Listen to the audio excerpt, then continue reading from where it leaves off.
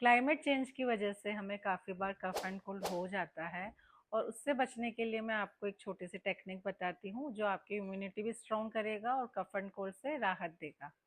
देखिए, purple colour लेना है और right hand little finger centre joint पे हमें पर्पल कलर करके रखना है। ये 3 to 4 आवर्स होना चाहिए डे टाइम में। ये डेफिनेटली आपकी हेल्प करेगा।